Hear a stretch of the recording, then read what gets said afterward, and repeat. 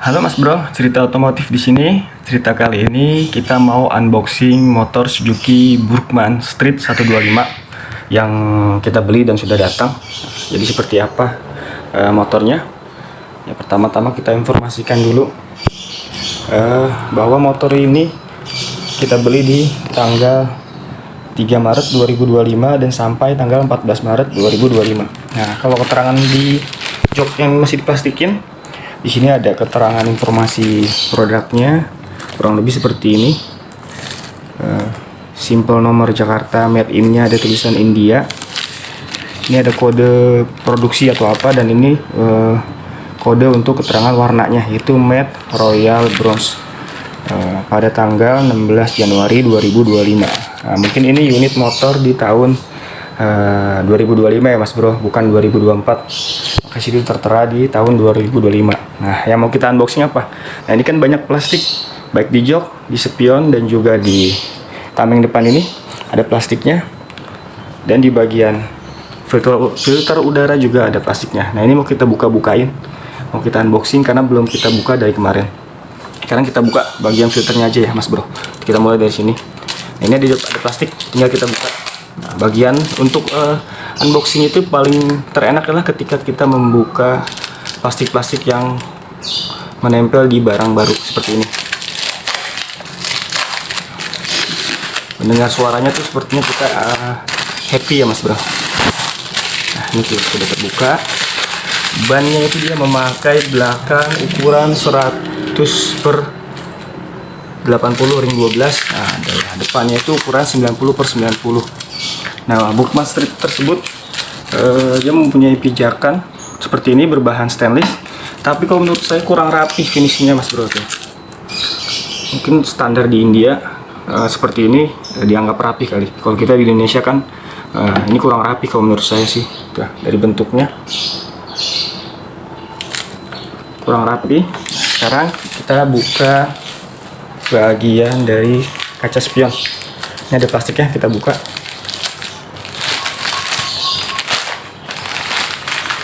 Nah, satu lagi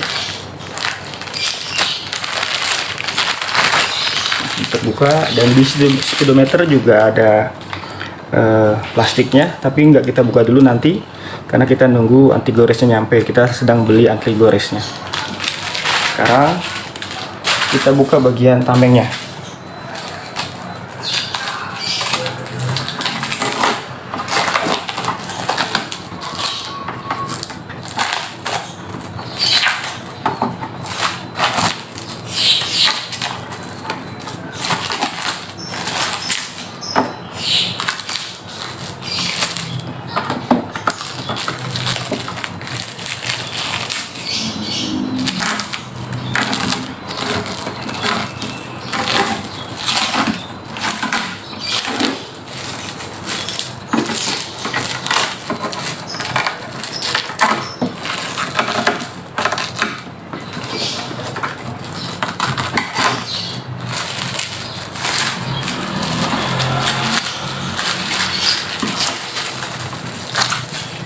Oke, plastik tameng sudah terbuka, masih kinclong, belum ada baret. Nah, bagian terakhir kita buka adalah joknya. Nah, untuk membuka jok kita menggunakan kunci, tidak seperti motor-motor model seperti NMAX ataupun PCX, dia masih tetap menggunakan kunci. Nah, masih dibuka seperti ini, putar ke samping. Nah, kita buka. Nah, sekarang kita buka.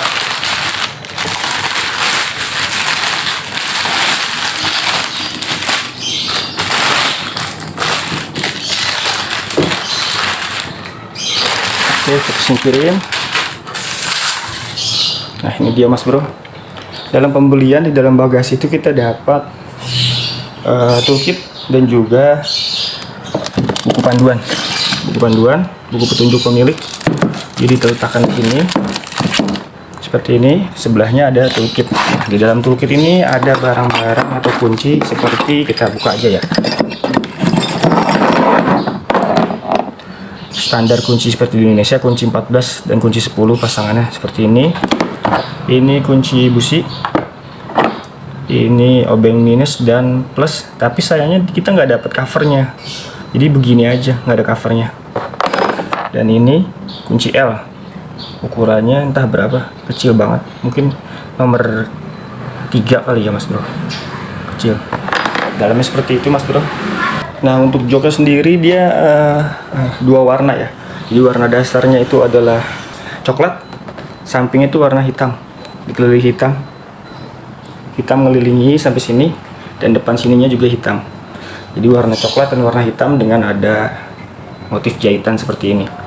Nah untuk kapasitas decknya, decknya ini lumayan lebar mas bro dan rata, tidak seperti PCX 10NMAX ada punuknya. Ini mampu membawa 2 galon aqua sekaligus, tinggal kita taruh di situ. Nah yang paling kita membingungkan adalah bagian dari sensor speed atau sensor speedometer. Kenapa dia tidak dikasih cover di sininya? Akhirnya banyak pemilik Suzuki Burgman mereka membeli aksesoris dan memasangkan cover untuk melindungi sensor speed speedometer. Begitu juga dengan kabelnya yang hanya ditutup dengan seperti ini, solatip dan juga karet. Biasa saja mas bro. Apa mungkin di sana standar seperti ini sudah termasuk aman, jadi kita biarin aja seperti itu. Untuk tinggi Suzuki Burgman ini memiliki ground clearance-nya itu 160 mili. Sedangkan PCX atau NMAX itu di angka 140 ke bawah, paling tinggi 140. PCX itu 137 mili, sedangkan Aeros itu 140. Nah ini cukup tinggi, 160 mili. Nah itu juga yang menjadi motor ini terkesan jadi kesannya jangkung, kurang padat, apalagi ban belakang yang kelihatannya kecil mas bro. Nah tuh seperti itu. Jadi kalau untuk tinggi badan seperti saya 168 itu masih jinjit menaiki motor ini, nggak bisa kedua kaki menapak dengan sempurna, apalagi dengan jok yang cukup lebar. Nah jadi seperti itu mas bro. Oh, sekarang coba kita nyalain dan kita dengerin suara knalpotnya. Kunci kontak on. Nah, kita start. Nah, inilah suara knalpotnya.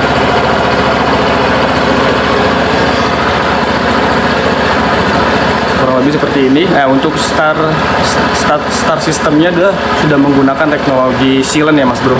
Tidak seperti motor yang ada Matic yang ada di Indonesia, apalagi motor Suzuki Address yang begitu bersih suara startnya kalau kita pencet tombol startnya. Kalau ini sudah silent seperti motor yang Honda pada umumnya.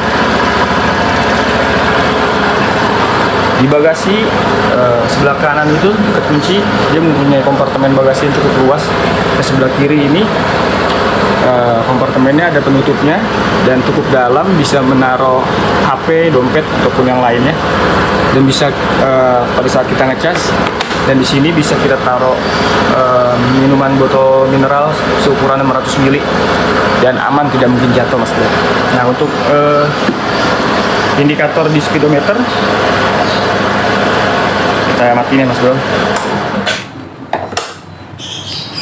Nah untuk indikator di speedometer dia ada keterangan tegangan aki, kilometer, ini jam digital, ini tangki bahan bakar, dan ini untuk suhu mesin. Jadi kalau dalam perjalanan jauh ternyata suhu mesin hampir penuh, sebaiknya kita berhenti seperti itu mas bro, karena menunjukkan bahwa motor dalam keadaan sangat panas atau overheat. Dan ini speedometernya. Kalau kita pencet di bagian sel, ini sel, bawahnya adjust, atas itu sel. Nah ini banyak yang bilang ini cukup keras untuk memencetnya. Memang keras kalau kita nggak atau tidak pas posisi memencetnya, tapi kalau pas posisi pencetannya itu cukup lembut juga mas bro. Nah kita contohin, kita pencet. Nah ini berubah ke trip A, trip B. Nah kita pencet tanpa harus pakai tenaga karena posisinya sudah pas. Nah ini kilometer, bagian bawah tuh adjust untuk memindahkan AVG atau konsumsi bahan bakar per liternya, AVGA. Dan bagaimana untuk menyeting jamnya? Untuk menyeting jam kita perlu memencet kedua tombol ini secara bersamaan sampai jam ini mengedip.